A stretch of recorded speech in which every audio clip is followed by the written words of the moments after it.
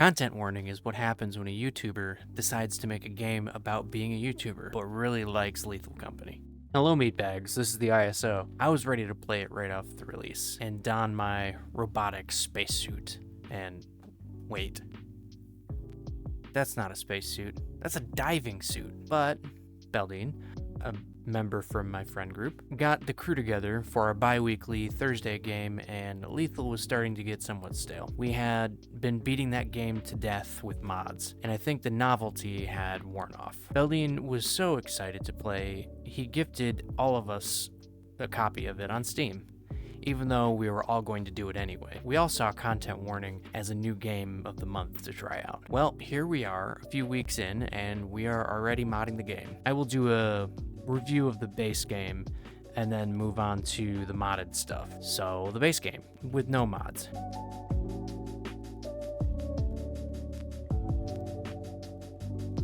Yet again, here we have an early access 4-player co-op game where your friends die and have really good audio voice chat.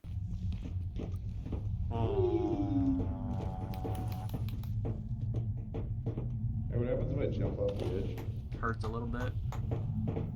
What really impresses me right away is the physics-based movement, the likes I haven't seen since Boneworks. Yeah, what now? I have been talking about physics-based movement for a while. I wanted to highlight this as its own thing because it is essentially the most unique thing about the game. Normally in a game, your 3D character is just a sprite that animates through the environment. The actual entity that your character is just a box sliding around on a plane. So if there is any bump or ledge in your environment, your character does not step over it, and it gets stuck. Some devs have clearance for the box to emulate this, and it's somewhere between the character's mid-shin and the bottom of the feet. And in most games, it triggers a vaulting mechanic if it's above the knee, but there is a gap between the knee and the middle of the shin. That's where a whole lot of characters get stuck on the environment. If this didn't happen, the walking animation would just clip into the environment, or a character would look like they're floating. This is easy to get around in a single-player first-person game. In multiplayer, it's a bit harder to pull off though. Devs will use tricks to make the animation look like it's not clipping through the environment, like making the character slow down to keep it kind of look consistent. In the case of content warning, you have a similar thing with the box sliding going on, but instead of a regular walking animation, you have a physics-based walking animation, and that animation talks to the character box. The box has a much higher clearance for walking over objects. Your character doesn't get stuck in the environment. It uses the character's animation and the physics to calculate how much resistance it's going to put on the box. This leads to some weird physics interactions like... You are. Apparently. That's how I find you. Yeah, All right. that's hot. Do you enjoy Nice. how jumping does not take Oh, your yes. stand? Hug me. Hug me. I feel like this is not a hug. I hugged you into the chair. You're stuck now. Wait, Oh, sure enough. what am I missing? There we go. I got out. I was stuck in the chair. What happens is the box says go here, and the physics says I'm colliding, but there's not enough resistance from the limbs, and you essentially turn your body into a fluid. So now that we cleared that up, let's talk about the basic gameplay mechanics. As I said before, content warning follows a similar gameplay loop as Lethal, where you co-op and interact with monsters for points. Survive. I got the defibrillator here. He's a guy. I Oh, got this 6. dog. Oh god. Oh, Ow. Help, help, help.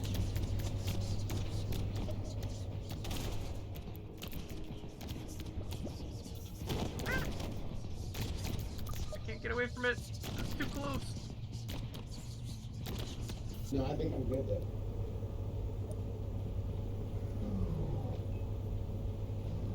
How many dicks are you holding up? Oh shit. There's a dog Oh, behind big us. dog behind us. What the? Wait, how is there a dog behind us? Oh shit. Oh shit. Ah! But let me start at my first impressions of the game in order. So you portal in the morning on the first day. I take a look down at the bottom of the screen, and I see that there's 3 days left.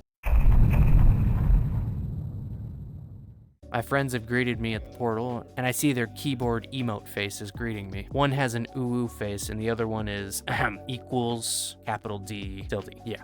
So I want to make mine, and I hit up the customization screen in the bedroom and put on some X's for eyes, like I have. We did a couple runs, but sorry I'm breaking the order of events here for a second. I mentioned that I used X's for eyes, but we found out that you can actually use Unicode stuff, like alt codes in the character map. This sucks me and Beldine into it for about an hour while we're messing around with our faces. I settled on the dagger eyes, and he found out that he can change the code in the registry of the game and puts on an exclamation mark symbol. So back to the regular timeline. So once I left the bedroom, there was a sign that says, take the camera and go film something scary.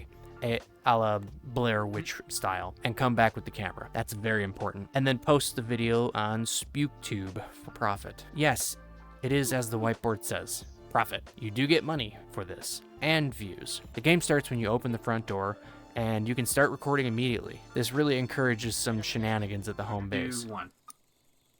And so today we're going to go down and discover what hell awaits us as we discover what a woman is? All right. I have come on my face. Okay. You then head down into the depths to find the horrors that await. The environment has a scribbled pen on paper look. It's not an aesthetic I've seen in a game before, and it really makes it unsettling. But eventually you find a monster, and it does that sound effect for movies like this screech. I'm a robot, so I'm not easily jump scared. I eventually end up being the designated camera bot for most of our runs. The other guys got really spooked by the small things like the blender head, but eventually we all kind of understood what the monsters were.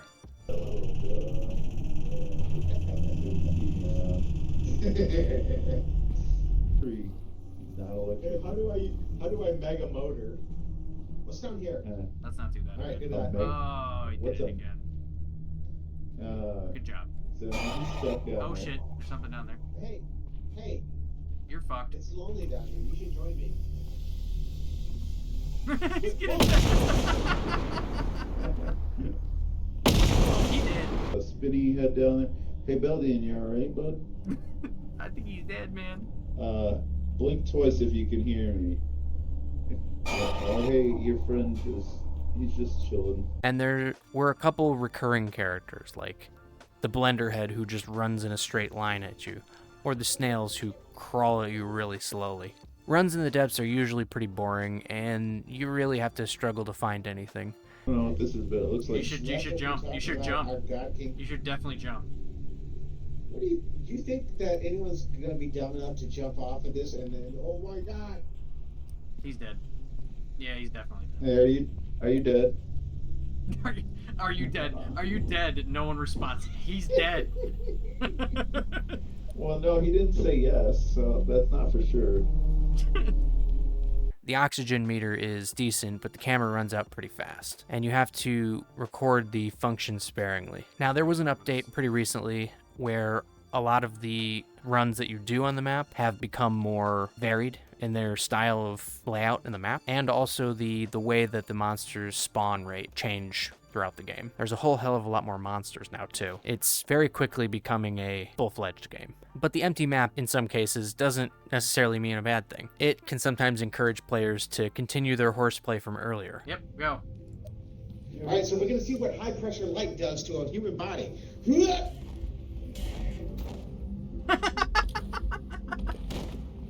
So we all just died. We all died. Damn it, I was hoping only I did it so you guys would record it. I did it while you were talking.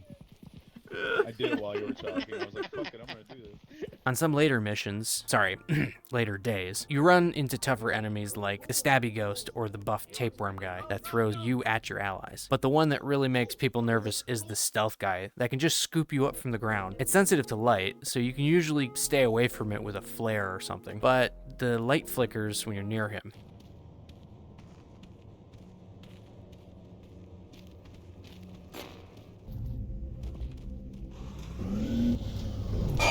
Oh fuck.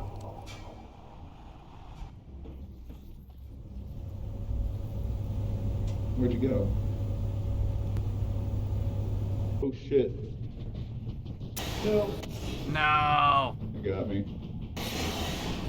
What the heck is that stealth thing? That happened both times that we went up?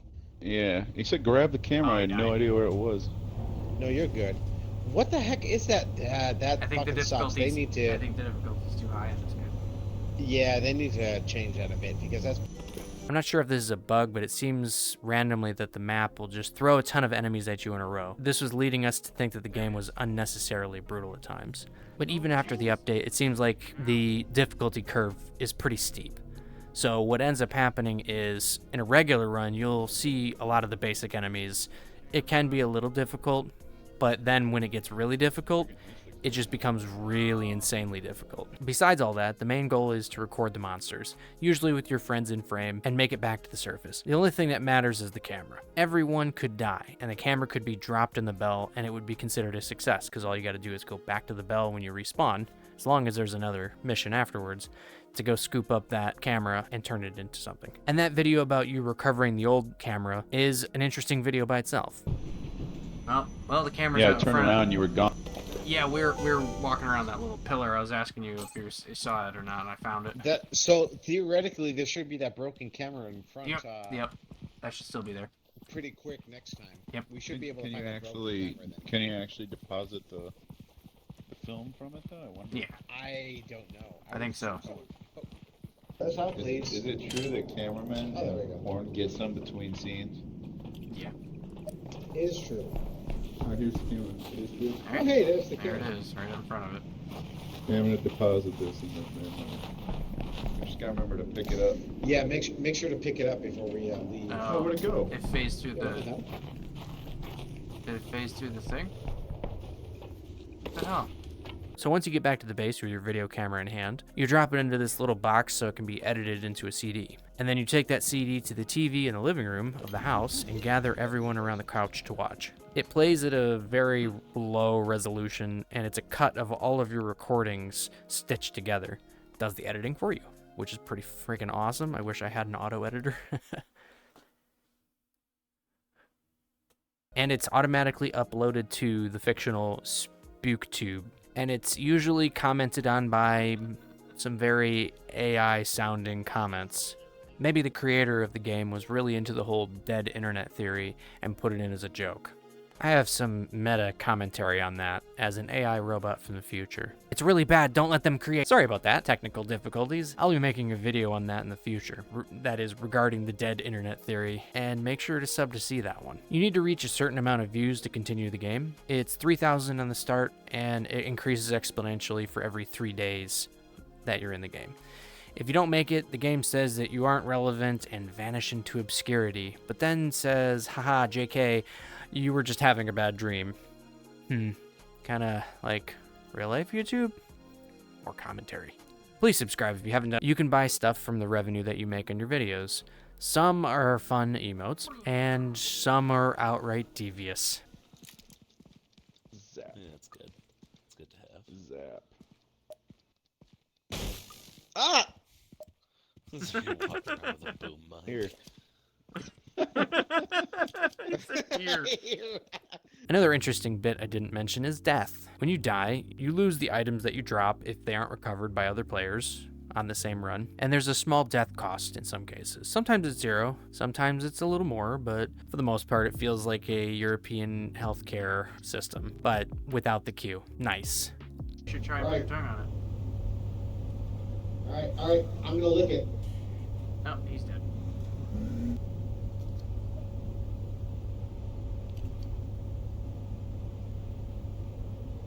This is why we don't survive games. So, pretty awesome game. I do have a couple of complaints. One is the difficulty curve I already talked about. Another is the kinda wonky movement and the abysmal amount of stamina. And the gameplay loop being really simple, leading to a little bit of boredom after a few runs. I would definitely say it's $20 worth of gameplay. But it's an $8 game, so you really do get what you're paying for, and then some. Even if it's to try it out for a single session, it's still very much worth playing. But, you know, my friends basically said, yeah, fuck the base game, we're gonna mod this shit. And it was like the second or third session that we did it. So now I'll go over the modded part of this, and it's more tuned by Buttery, so it's more an observation on the mods that he picked out and how he decided to balance it.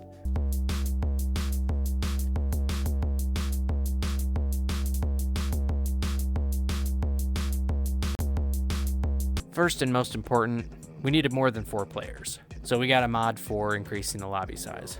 We went with virality from max was unavailable.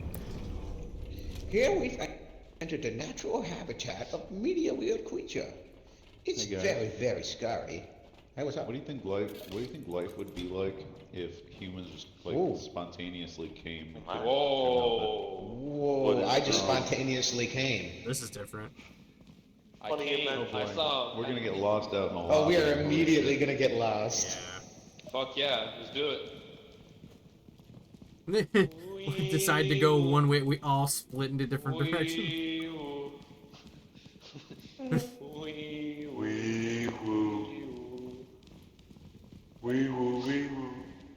Next is the better sprint mod by Astro. It makes stamina last a little bit longer and you can move faster. Plus the any sprint direction by Uprank also lets you run backwards with the camera. This makes the game a bit more fast-paced and allows you to evade some of the later, faster monsters. You're still not immune to them, so it's more of a supplement, but allows the game to be more brutal and not to be so bad. It's still brutal though.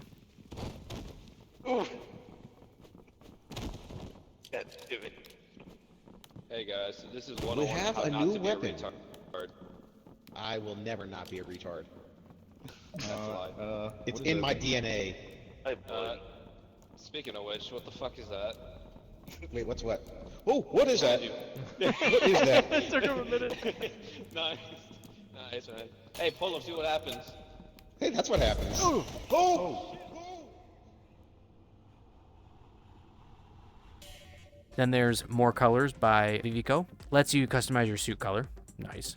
And then we have a mod that changes the camera length. Extended Battery by 61CS Boy. It increases the camera from 90 seconds to 120, but that extra time really does feel like a lot longer. And I think we ended up with a lot of extra fluff in our videos from this, so we have a whole bunch of extra camera left over at the end of our sessions. And also another of the best, Make Me Ragdoll by Ramune Neptune. Lets you hold down the tilde to ragdoll. You just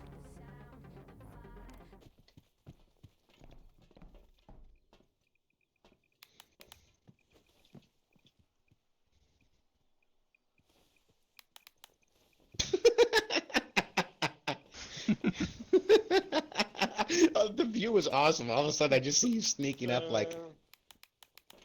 On more than one occasion, I made my character sleep on the floor and did some hilarious drunk roleplay. And then we got the best for last, is Shove by WWW Daydream. This is essentially the shock stick, but you're able to push anyone down, anything down. This got way out of hand way too fast.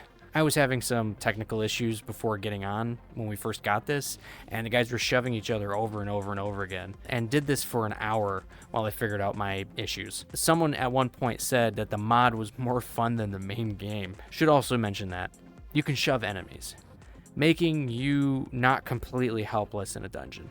Is that the... You know what? I'm gonna kill myself. Pool's closed. Yeah. Yeah, good.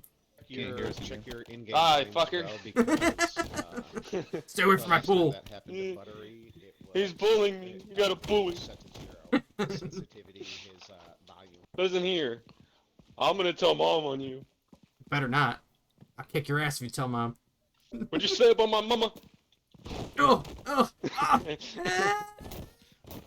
Ah! All right. Nah, it's just you and me, boy. Hey, Hey, let's I'll do sit it. down and get let naked. me in the treehouse. Let me in the I'm treehouse. always naked. That's my secret.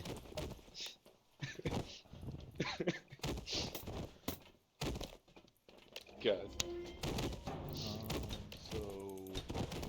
I didn't consent to this. Get me out of this chamber. Hey, think fast. Do you know what the funny part is? That wasn't even me. Yeah, it was. Don't lie. It was him. It was you. It was It him. was you. No, it was you. You're talking bullshit now. Oh fuck. Bro, who needs all this shit in the game, bro? All you need is the fucking game that could push people around. Yeah, for real.